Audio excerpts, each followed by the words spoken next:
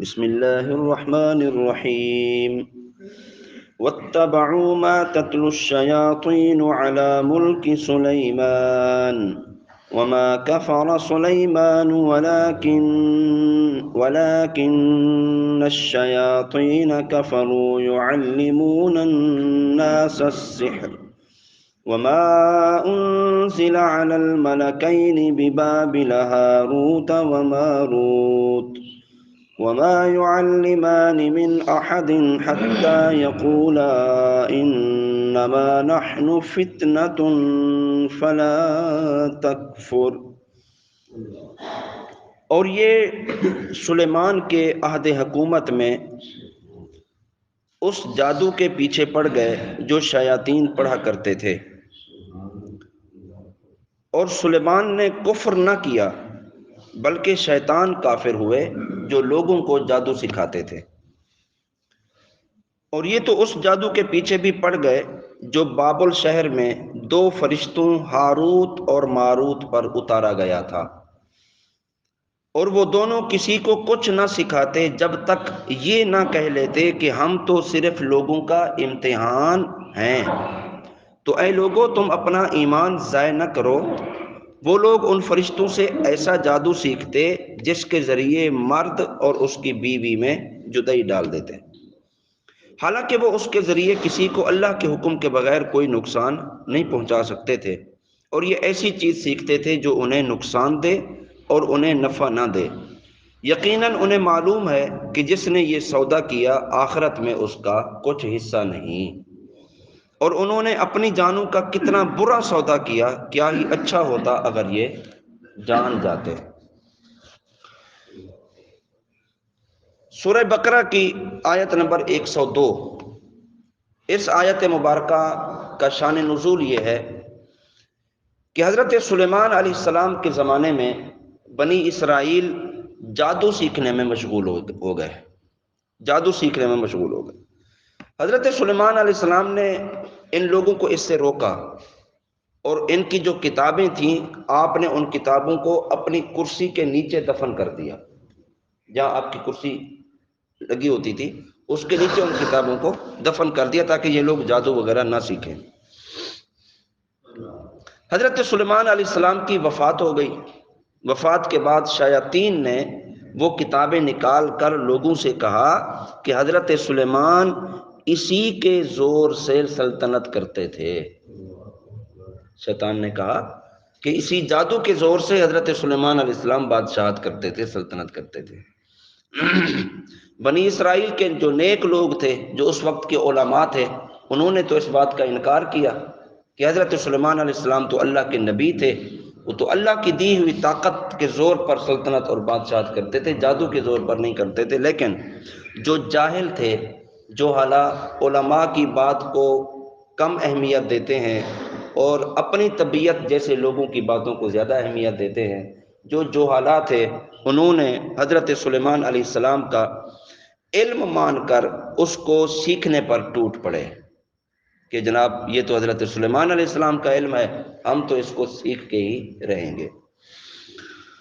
انبیاء کرام کی کتابیں چھوڑ دیں اور حضرت سلیمان علیہ السلام پر ملامت کرنا شروع کر دی، یعنی طرح طرح کی باتیں کرنا شروع کر دی کہ دیکھیں ان کے پاس اتنا بڑا جادو تھا، یعنی جادو کو منسوب کر رہے تھے حضرت سلیمان علیہ السلام کی طرف، ملامت کرنے لگے کہ دیکھو ان کے پاس اتنا بڑا علم تھا، انہوں نے ہمیں سکھایا نہیں اور ہم علم کو دفن کر دیا انہوں نے، یعنی طرح طرح کی باتیں اللہ کے نبی کے خلاف کرنے لگ گئے۔ ہمارے آقا محمد مصطفیٰ صلی اللہ تعالی وسلم آپ کے زمانے تک یہی حال رہا کہ بنی اسرائیل حضرت سلیمان علیہ السلام پر تہمت ہی لگاتے رہے اور ملامت ہی کرتے رہے۔ جب حضور اکرم صلی اللہ علیہ وسلم کا زمانہ آیا تو اللہ تعالیٰ نے حضور والسلام کے ذریعے سے حضرت سلیمان علیہ السلام کی جادو سے برات کا اظہار فرمایا۔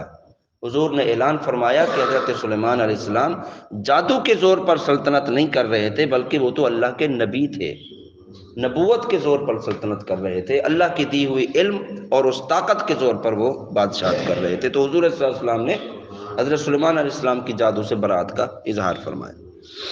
اس آیت سے معلوم ہوا کہ پیغمبروں سے دشمنوں کے الزام دور کرنا یہ اللہ کی سنت ہے، کہ کوئی اللہ کے نبی پر تہمت لگا رہا ہے، اللہ کے نبیوں کو کوئی برا بھلا کہہ رہا ہے، تو کوئی بھی اہل حق میں سے اللہ کے نبیوں کا دفاع کرے گا تو وہ اللہ کی مبارک سنت، مبارک طریقے پر عمل کر رہا ہے۔ دیکھو حضرت سلیمان علیہ السلام پر لوگوں نے تہمتیں لگائی نا، ملامت کی، تو اللہ تعالیٰ نے قرآن پاک میں جواب دیا اپنے نبی کے ذریعے سے۔ تو اللہ رب العالمین اپنے نبیوں پر ہونے والے الزامات کے خود بھی اللہ رب العالمین جواب دیتا ہے، اور یہ بہترین طریقہ ہے۔ اور یہ بھی معلوم ہوا کہ جادو کرنا یہ کبھی کبھی کفر بھی ہو جاتا ہے۔ ویسے جادو کرنا گناہ ہے، لیکن جادو میں اگر کفریہ کلمات استعمال ہوئے یا استعمال کیے گئے تو یہ جادو بعض اوقات کفر بھی ہو جاتا ہے، انسان کو کافر کر دیتا ہے۔ ہاروت اور ماروت یہ دو فرشتے ہیں۔ ان ہاروت اور ماروت کے متعلق بہت ساری کہانیاں، بہت سارے قصے بنے ہوئے ہیں، اور بہت ساری من گھڑت باتیں عوام کے اندر مشہور ہیں۔ حقیقت یہ ہے جو قرآن پاک نے ہمیں بتایا، حقیقت یہ ہے کہ یہ ہاروت اور ماروت یہ دو فرشتے ہیں جنہوں نے بنی اسرائیل کی آزمائش کے لیے اللہ رب العالمین نے ان کو بھیجا۔ بنی اسرائیل کی آزمائش، یہ ہاروت اور ماروت آئے اور انہوں نے اس جادو کا انکار کیا جو بنی اسرائیل سیکھتے تھے۔ تو یہ انہیں بتاتے تھے کہ یہ طریقہ غلط ہے، تم یہ جادو نہیں سیکھو، لیکن وہ اس بات پر ضد کرتے تھے کہ ہم سیکھ کر ہی رہیں گے۔ تو جو ان کی بات کو نہ مانتا تو پھر ہاروت اور ماروت انہیں جادو سکھا دیا کرتے تھے۔ ہاروت اور ماروت دو فرشتے اللہ کی طرف سے بنی اسرائیل کی آزمائش کے لیے آئے تھے، اور یہ بھی جادو ہی سکھاتے تھے، لیکن اس سے پہلے لوگوں کو بتاتے تھے کہ یہ کام غلط ہے، اس برے کام سے بچ جائیں۔ جو مان جاتا، جو ان کی بات نہ مانتا اور انکار کرتا تو پھر انہیں یہ جادو سکھا دیا کرتے تھے۔ باقی ان کے متعلق جو من گھڑت باتیں ہیں وہ سب دین سے الگ ہیں، دین کا ان کے ساتھ کوئی تعلق نہیں۔ واضح الفاظ میں قرآن پاک میں اس چیز کا ذکر موجود ہے۔ فرشتوں کے بارے میں عقیدہ کیا ہے؟ فرشتوں کے بارے میں عقیدہ یہ ہے کہ اللہ کے فرشتے گناہوں سے معصوم ہوتے ہیں، گناہوں کا ارتکاب فرشتوں سے نہیں ہوتا۔ قرآن پاک میں اللہ تعالیٰ نے بہت سارے مقامات پر اس چیز کو بھی ذکر فرمایا لا یعصون اللہ ما امرہم ویفعلون ما یؤمرون۔ وہ فرشتے اللہ کے حکم کی نافرمانی نہیں کرتے، وہ وہی کرتے ہیں جو انہیں حکم دیا جاتا ہے۔ فرشتے صرف اللہ کے حکم کے پابند ہیں، اللہ کے حکم کی نافرمانی نہیں کرتے۔ امام فخر الدین رازی رحمۃ اللہ تعالیٰ نے آپ فرماتے ہیں کہ اس آیت سے ثابت ہوا کہ فرشتے تمام گناہوں سے معصوم ہیں، کیونکہ اللہ تعالیٰ کا یہ فرمانا کہ وہ غرور نہیں کرتے یہ اس بات کی دلیل ہے کہ فرشتے اپنے پیدا کرنے والے اور بنانے والے کے اطاعت گزار ہیں، اور وہ کسی بات اور کسی کام میں بھی اللہ کی مخالفت نہیں کرتے۔ فلا تکفر، ہاروت اور ماروت کے پاس جو شخص جادو سیکھنے آتا تو یہ سکھانے سے پہلے اسے نصیحت کرتے اور فرماتے کہ جادو سیکھ کر اس پر عمل کر کے اس کو جائز اور حلال سمجھ کر تم اپنا ایمان ضائع نہ کرو۔ تو جو ان کی بات مان جاتا تو انہیں نہیں سکھاتے تھے، جو ان کی بات نہیں مانتا تھا تو پھر انہیں جادو سکھا دیا کرتے تھے۔ علماء کرام نے جادو کی مختلف تعریفیں کی ہیں۔ جادو کسے کہتے ہیں؟ جادو کی حقیقت کیا ہے؟ کون سا عمل ہے جس کو جادو کہا جاتا ہے؟ مختلف تعریفیں کی ہیں۔ ایک سادے لفظوں میں تعریف یہ ہے کہ کسی شریر اور بدکار شخص کا مخصوص عمل کے ذریعے عام عادت کے خلاف کوئی کام کر دینا، اس کو جادو کہتے ہیں۔ کوئی ایسا عمل کرے کہ جس کی وجہ سے عام روٹین سے ہٹ کر کوئی معاملہ ہو جائے، اور وہ بندہ کون ہو؟ بدکار ہو، شریر ہو، ایسا بندہ ایسا عمل کوئی فعل کرتا ہے تو اس کو جادو کہا جاتا ہے۔ جادو فرما بردار اور نافرمان لوگوں کے درمیان امتیاز کرنے اور لوگوں کی آزمائش کے لیے نازل ہوا۔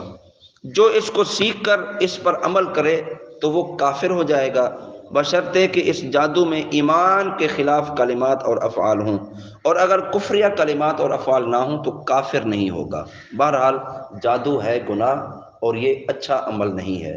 نبی کریم صلی اللہ تعالی وسلم آپ پر بھی جادو کیا گیا تھا، اور اللہ رب العالمین نے سورۃ الفلق اور سورۃ الناس نازل کر کے اپنے پیارے محبوب صلی اللہ علیہ وسلم پر کیے گئے جادو کی اللہ تعالیٰ نے خود کاٹ فرمائی ہے۔ یعنی سورۃ فلق اور سورۃ ناس یہ دو صورتیں ایسی ہیں کہ یعنی جس طرح کوئی کسی بزرگ کے پاس جاتا ہے اور کہتا ہے میرے معاملات ٹھیک نہیں ہیں، مجھے تعویذ دے دیں تاکہ میں ٹھیک ہو جاؤں، تو وہ تعویذ لکھ کے دے دیتے ہیں۔ تو اللہ رب العالمین نے اپنے محبوب کو بطور تعویذ یہ دو صورتیں عطا فرمائی ہیں، اور جب یہ دو صورتیں نبی علیہ الصلوۃ والسلام نے تلاوت فرمائی، آپ نے پڑھی، تو وہ جادو کا اثر آپ سے ضائع ہو گیا، یہاں تک کہ حضرت علی المرتضیٰ رضی اللہ تعالیٰ عنہ آپ سے فرمایا کہ فلاں کنویں میں جائیں اور وہاں سے جا کر کچھ سامان ہے اٹھا کر لائیں۔ وہ اٹھا کر لائے تھے تو ان میں ایک پتلا بنا ہوا تھا جس کے اندر سویاں گڑھی ہوئی تھیں۔ یہ آپ سورۃ فلق اور سورۃ الناس کی تفسیر میں سماعت فرما چکے ہیں۔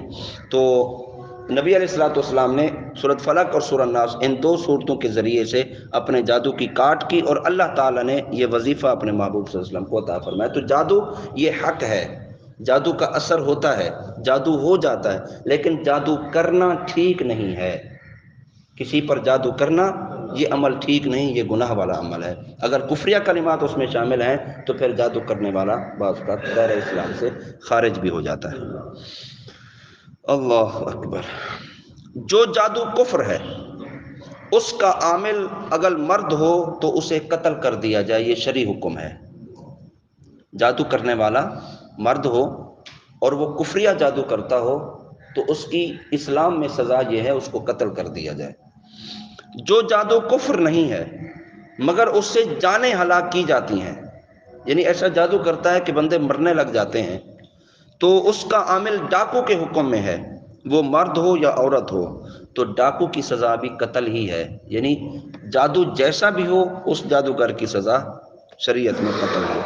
اگر جادوگر توبہ کرے تو اس کی توبہ قابل قبول ہے۔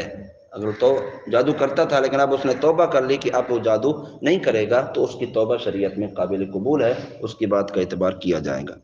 حضرت عثمان بن ابی عاص رضی اللہ تعالیٰ عنہ فرماتے ہیں، میں نے حضور پر نور صلی اللہ علیہ وسلم کو ارشاد فرماتے ہوئے سنا، اللہ تعالیٰ کے نبی حضرت داؤد علیہ السلام رات کی ایک گھڑی اپنے گھر والوں کو بیدار کرتے اور ارشاد فرماتے کہ اے آل داؤد اٹھو اور نماز پڑھو، کیونکہ اس گھڑی اللہ تعالیٰ جادوگر اور ناحق ٹیکس لینے والے کے علاوہ باقی سب کی دعاؤں کو قبول فرماتا ہے۔